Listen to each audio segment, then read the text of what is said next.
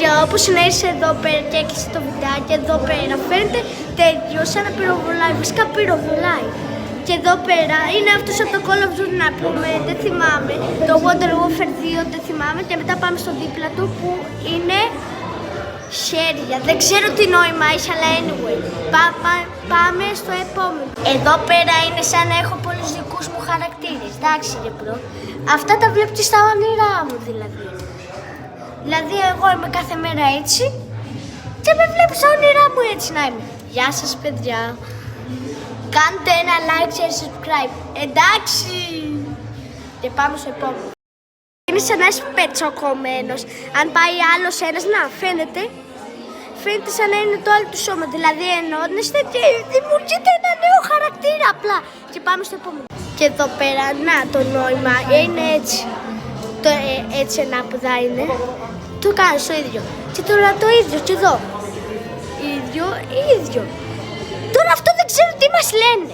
Και πάμε στο ακριβώς δίπλα που είναι αυτό εδώ. Και το κάνεις έτσι. Και το κάνεις έτσι. Και το κάνεις έτσι. Το κάνεις έτσι. Έτσι. Αυτό είναι μεγαλύτερο. Και αυτό μικρότερο. Καλά, πάμε στο επόμενο. Anyway. Και εδώ πέρα είναι σαν να είσαι σε ένα πιάτο έτσι. Να σε έχουν έτοιμο έτσι. Έτσι είναι. Όντως. Και είσαι έτσι και είσαι σε μια στιγμή έτσι. Έτσι και πάμε στο επόμενο. Και πάμε στον κάτω όροφο και σε άλλα λίγα. Πάμε. Και εδώ πέρα εντωμεταξύ με στον κάτω όροφο, σας θυμίζω, εδώ πέρα είναι σαν να είναι ένα τετράγωνο και να είναι στον αέρα. Αλλά εντωμεταξύ υπάρχει τείχος εκεί που είναι καθρέφτης και ενώνεται αυτό το κολλάκι. Πάμε στο δίπλα. Και εδώ είναι ένα τρίγωνο. Και πάλι το ίδιο που σας είπα. Αλλά εδώ πέρα φαίνεται δεν είναι τα ίδια. Και πάμε στο επόμενο. Και εδώ πέρα είναι πολύ φραντιστάκι. Αν γυρίσεις έτσι φαίνεται ότι σε κοιτάει.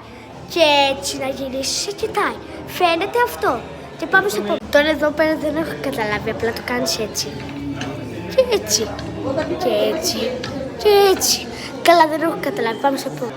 Εδώ πέρα φαίνεται σαν ένα τούνελ και τελειώνει στην άλλη που έχετε δίπλα. Και πάμε στο επόμενο. Και εδώ πέρα είναι σαν να παίζει κάτω. Αντίο.